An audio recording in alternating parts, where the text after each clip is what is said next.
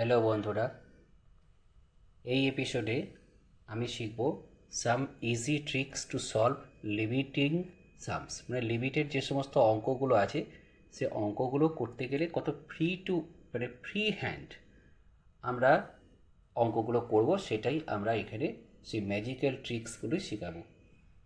তা এখানে সাপোজ এই অঙ্কটা আছে আমার, limit x tends to pi by two cos x by pi minus two x. তা আমি এখানে আগের দিন তোমাদের বলেছিলাম যে এখানে x tends to pi by two মানে এক্সের ভ্যালুটা আমাদের পাই বাই টুর থেকে সামান্য বেশি অথবা সামান্য কম, ঠিক আছে? কিন্তু লিমিটিং ভ্যালু কিন্তু পাই বাই টু। আচ্ছা, লিমিটের একটা অঙ্ক করার ক্ষেত্রে প্রত্যেক ক্ষেত্রেই তুমি দেখবে, দেখো এখানে এক্সের জায়গায় যদি আমি পাই বাই টু বসিয়ে দিই তাহলে এটা কেটে গিয়ে জিরো হয়ে যাচ্ছে, মানে নিচে আমাদের জিরো এসে গিয়ে ইনফিনিটি হয়ে যাচ্ছে, তাই তো? কিন্তু আমাদের সলভের একটাই উদ্দেশ্য হচ্ছে যে আমি সেই ফর্মগুলোতে, আমার চেনা জানা ফর্মগুলোর মধ্যে অঙ্কটাকে ফেলে আনবো যাতে তার একটা ফাইনাইট ভ্যালু বেরিয়ে আসে, ঠিক আছে?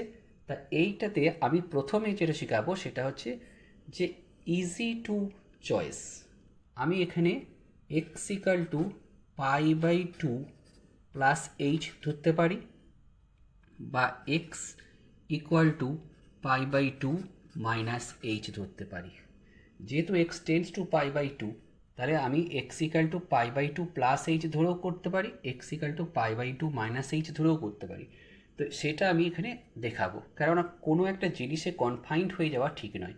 হয়তো কেউ শিখিয়ে দিল যে এক্স আমাদের নিচের যেটা আছে সেইটা সমান সবসময় তুমি এইচ ধরো বা কিছু ধরো, ওই রকম যাতে কোনো একটা পার্টিকুলার জিনিসের মধ্যে সীমাবদ্ধ না হয়ে যায় স্টুডেন্টসরা, ইজি মেথডে তারা করতে পারে, সেই জন্যই এই অঙ্কটাকে আমি প্রথমে দেখাচ্ছি।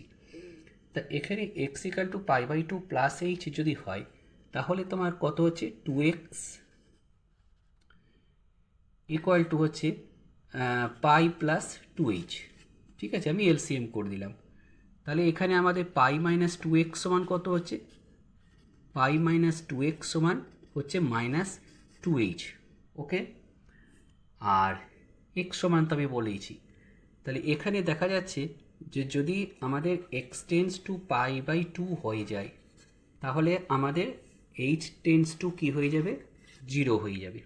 তাহলে এই অঙ্কটাকে আমি এবার সাজাচ্ছি এরকম করে যে limit h tends to zero cos of x ছিল, তো এক্সের জায়গায় আমি এবার লিখব pi by two plus h by, এখন পাই মাইনাস টু এক্স মানে আমার মাইনাস টু এইচ আছে, তাহলে আমার মাইনাস টু এইচ লিখব, ঠিক আছে?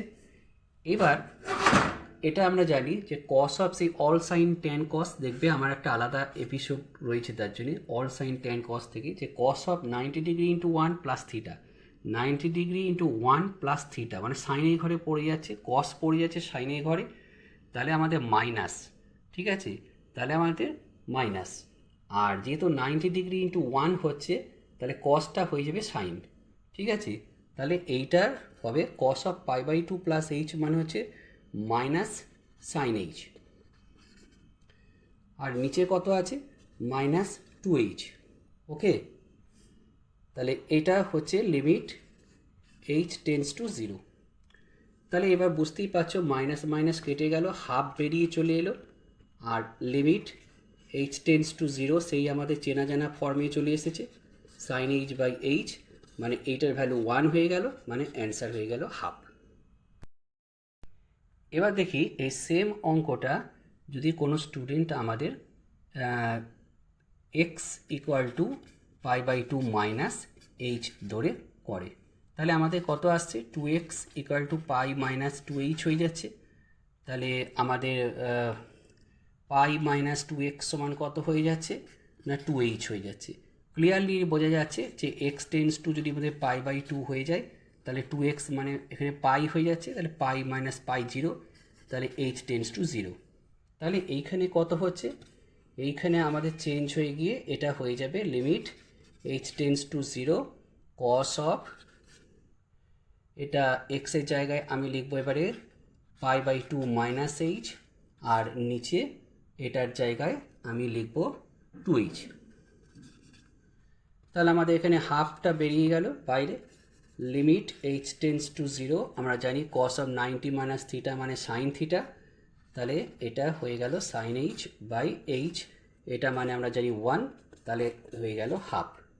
তাহলে বোঝা যাচ্ছে যে আমাদের এখানে x tends to pi by 2, যেটা আমি লিমিটিং ভ্যালু আমি আগের দিন শিখিয়েছি, যে এক্সের ভ্যালুটা দুদিক থেকেই আমাদের পাই বাই 2 দিকে যাচ্ছে। যখন আমাদের বাঁ দিক থেকে মানে লেফট সাইড থেকে আমাদের এক্সের ভ্যালুটা পাই বাই 2 দিকে যাচ্ছে এগিয়ে গিয়ে, সেটা হচ্ছে এইটা x equal to pi by 2 minus h ধরে আমরা করছি, এটাকে বলে লেফট হ্যান্ড লিমিট। ঠিক আছে, ঠিক সিমিলারলি যখন পাই বাই 2 প্লাস এইচ ধরে করছি, তখন হচ্ছে রাইট হ্যান্ড সাইড থেকে আমাদের কী হচ্ছে, এক্সের ভ্যালুটা আস্তে আস্তে আস্তে আস্তে কমতে কমতে পাই বাই 2 দিকে এগিয়ে যাচ্ছে।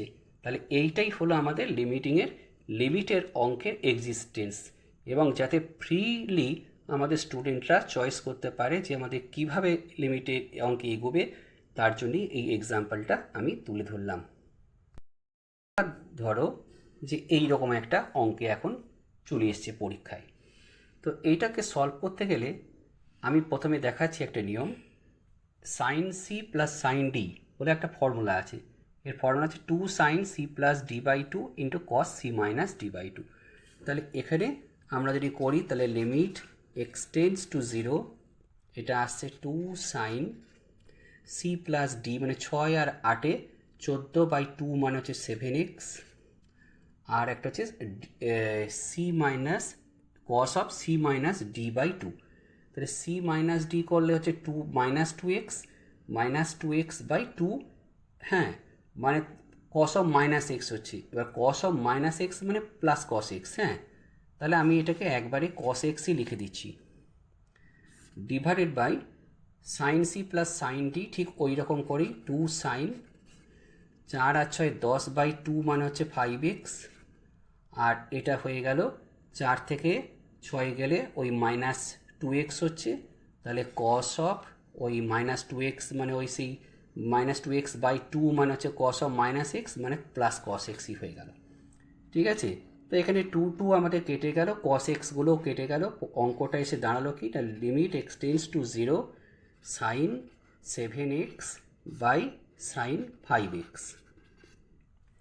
ঠিক আছে, তো এখানে আমরা যদি এখন এক্স দিয়ে ডিভাইড করে দিই নিউমারেটর এবং ডিনোমিনেটর দুটোকেই, তাহলে আমাদের অঙ্কটা এসে যাচ্ছে সাইন 7x বাই এক্স, আর নিচে আসছে লিমিট এক্স টেন্স টু 0, ওই একইভাবে লিখবে সাইন 5x বাই এক্স, মানে ওই সেই sine m x by x ফর্মুলাটা, তার উপরে আসছে 7, নিচে আসছে 5।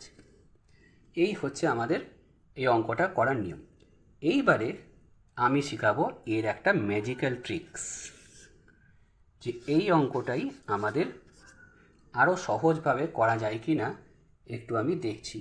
তা আমি যদি এত কাণ্ড না করে প্রথমেই আমি নিউমারেটরকে ডিনোমিনেটরকে এক্স দিয়ে ডিভাইড করতাম, তাহলে আমি সরাসরি এখান থেকেই চলে আসছি। হ্যাঁ, তাহলে আমাদের আসছে অঙ্কটা কি, limit x tends to 0 sine, দেখো অঙ্কটা যা ছিল, sine 6x by x plus limit x tends to 0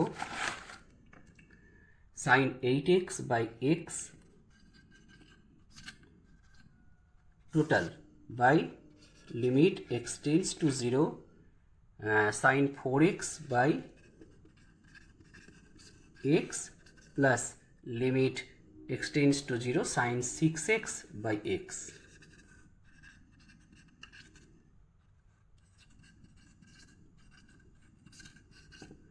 ঠিক, তাহলে এবার ফর্মুলা থেকে ওই যে limit x tends to 0 sine m x by x equal to m, তাহলে এটা থেকে 6, এটা থেকে 8, আর এটা থেকে 4, আর এটা থেকে 6, মানে হয়ে গেল 14 10 মানে 7 5। তাহলে দেখা যাচ্ছে যে এই যে ম্যাজিক্যাল ট্রিক্সটা আমি লাগালাম, এতে আমাদের এই যে এত বড় মেথডে করলাম সেইটাই একটা শর্ট প্রসেসে করলাম। কেউ যদি এই প্রসেসটা ভুলে যায় তখন সে কিন্তু এই প্রসেসে করবে। আমি এই জন্যই দুটো প্রসেস দেখালাম, যে যে কোনো একটা প্রসেস ধরে এগুলোই কিন্তু আমার লিমিটের অঙ্ক করে ফেলা যায়। এখানে আরেকটা এক্সাম্পল আমি দেখিয়েছি যে অনেক সময় অনেক অঙ্ক দেখতে বড় লাগে কিন্তু অঙ্কটা আসলে কিছুই নয়। যে এখানে আমি যদি limit x tends to zero, উপরে আমি এক্স স্কোয়ার দিয়ে ডিভাইড করছি, নিচেও আমাদের এক্স স্কোয়ার দিয়ে ডিভাইড করছি। দেখো এখানে প্লাস নাই, কিন্তু এখানে কিন্তু ইনটু আছে, তাই শুধু একে ডিভাইড করবো আর একে করবো না এরকম হয় না। একেও ডিভাইড করছি, একেও ডিভাইড করছি, সেখানে এক্স আর এক্স দুটো লাগছে, এক্স স্কোয়ার নিচেও তাই।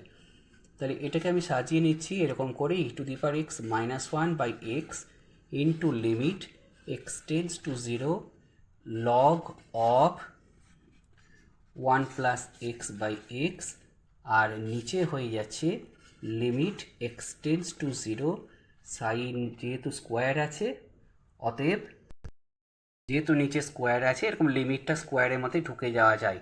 এক্স স্কোয়ার দিয়ে ডিভাইড করেছি, তাহলে আমাদের limit x tends to zero sine x by এক্সের হোল স্কোয়ার। তাহলে উপরে এইটা আমরা জানি ওয়ান, এটাও আমরা জানি ওয়ান, এটাও আমরা জানি ওয়ান, ওয়ান স্কোয়ার মানে হচ্ছে ওয়ান অ্যান্সার। তাহলে দেখা যাচ্ছে যে আমাদের লিমিটের অঙ্কের নিয়মই হচ্ছে যে যে ফর্মগুলো আছে সেই ফর্মগুলোর মধ্যে কোনো একটাতে যদি নিয়ে এসে ফেলতে পারা যায় অঙ্কটাকে, তাহলেই কিন্তু ইজিলি সলভড হয়ে যায়। এইভাবে আমি আরও লিমিটেড অনেক অঙ্ক দেখাবো। তা আজকে এ পর্যন্তই থাক। আশা করি তোমাদের ভালো লেগেছে। তোমাদের ভালো লাগলে লাইক দেবে এবং কোনো প্রশ্ন থাকলে সে প্রশ্ন করতে পারো, ইচ্ছে হলে সাবস্ক্রাইব করতে পারো চ্যানেলটিকে। আজকের মতন এখানেই শেষ। ধন্যবাদ।